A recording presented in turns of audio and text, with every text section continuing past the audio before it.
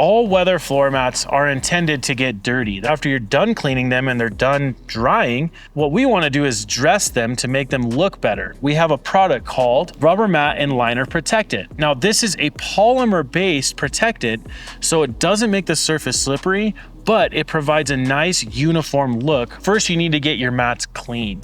So you're going to use Adams Polish's Rubber Mat and Liner Cleaner and a tire scrub brush to scrub through and get the nastiness off of your all-weather floor mat. Now, once they're all dry, ready to go, take your Rubber Mat and Liner Protectant and spray it onto the floor mat. Take a trim and lug nut brush and brush the Rubber Mat and Liner Protectant throughout all the nooks and crannies of your floor mat. Once you've done that, let it sit out, let it dry for 3 to 5 minutes.